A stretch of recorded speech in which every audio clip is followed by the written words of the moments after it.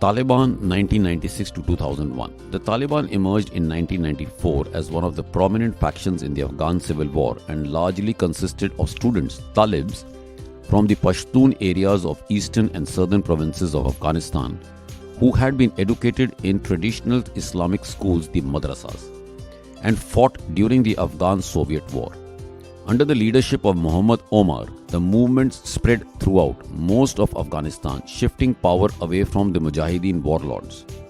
Taliban's ideology has been described as combining an innovative form of Sharia Islamic law based on Deobandi fundamentalism and militant Islamism, combined with Pashtun social and cultural norms known as Pashtunwali.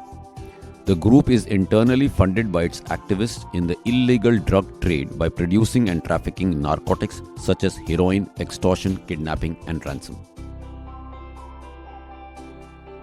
From 1996 to 2001, the Taliban held power over roughly 3/4 of Afghanistan. At its peak, formal diplomatic mission of Taliban was recognized by Pakistan, Saudi Arabia, and UAE. The Taliban have been condemned internationally for the harsh enforcement of their interpretation of Islamic law, which has resulted in brutal treatment of many Afghans. They banned activities and media including paintings, photography, movies that depicted people or other living things. They are particularly against women standing on equal footing to men. Religious and ethnic minorities were heavily discriminated, and they have engaged in cultural genocide, destroying numerous monuments including the famous 15-year-old Buddha statues of Bamiyan. Mullah Muhammad Omar, after being deposed during the fall of Kabul in 2001, continued to lead the resistance to the Americans until his death in 2013. American occupation 2001 to 2021. The invasion's public aims were to dismantle Al-Qaeda, which had executed September 11 attacks, and to deny it a safe base of operations in Afghanistan by removing Taliban from power. UK was a key ally. US launched Operation Enduring Freedom on October 7, 2001. The two, US and UK, were joined by other forces, particularly the Northern Alliance troops of warring Afghan factions on the ground. Most of the Al-Qaeda and Taliban members were not captured, escaping to neighboring Pakistan or retreating to rural or remote mountainous regions during the Battle of Tora Bora. In December 2001, the UN Security Council established the International Security Assistance Force (ISAF) to oversee military operations in the country and to train the Afghan National Security Forces. Taliban leader Mullah Omar reorganized the movement, and in 2002 it launched an insurgency against the government and ISAF. The Afghanistan war is extremely complicated, but this map does a remarkable job of capturing the most important components.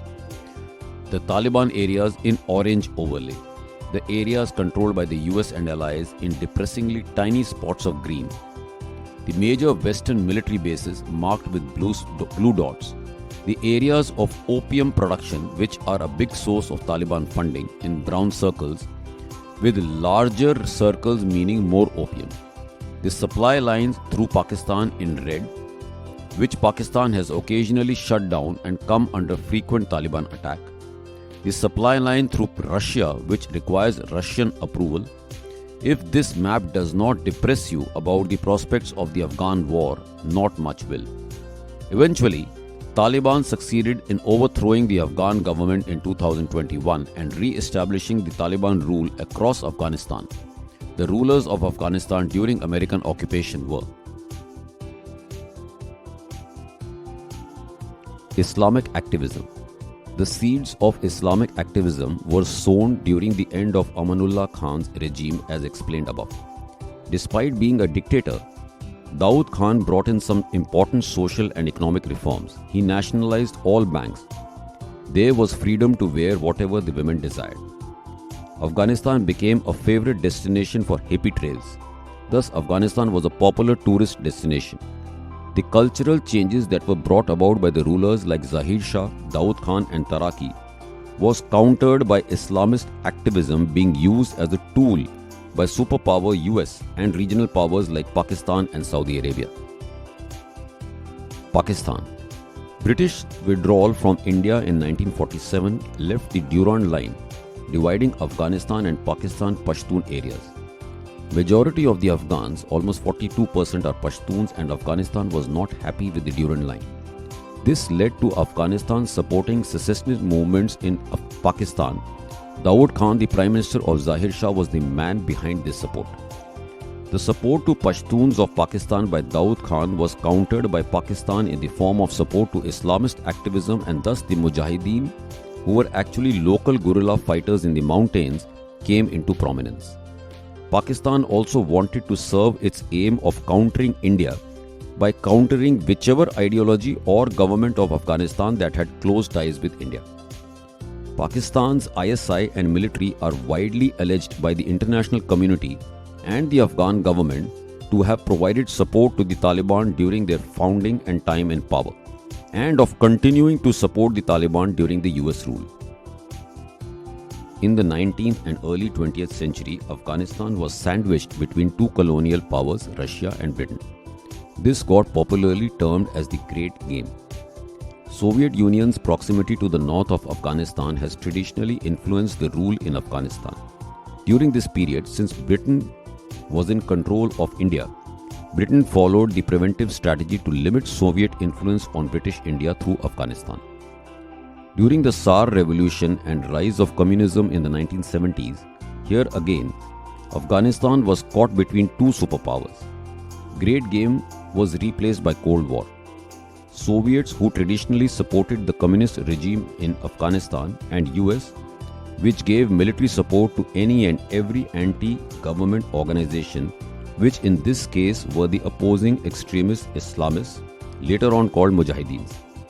Although Afghanistan became a member of non-aligned movement, yet being a buffer state with tough terrain and lying next to the Iron Curtain, it was susceptible to influences by both the superpowers, who exploited one internal force against the other in their own geopolitical pursuits. In Afghan fight, geography is the key. The land of Afghanistan with its series of foreign occupations has been flagged as the graveyard of empires because many superpowers have invaded Afghanistan, but none of them have ever succeeded in their ultimate missions. When they slogged into Afghanistan 2 millennia ago, the Greeks named its mountain the Caucasus, literally the end of the world. The major reason for the same is the inaccessible terrain with Hindu Kush mountains to the north and northeast and deserts to the west. With a very small area being fertile and density of population being amongst the lowest in the world, Afghanistan also has a demography that does not lend itself to unity. Historically, it fell along the trade routes with Central Asian countries, notably the Silk Route. It was therefore invaded many times by different clans and tribes, eventually coming and settling down here. Due to the inaccessibility of terrain, poor resources and low density, they never united.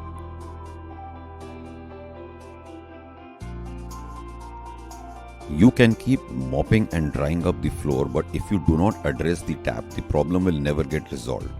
And addressing the tap is never going to be easy. Because in the case of Soviets, the tap was US supplying military and financial aid through Pakistan to Mujahideen.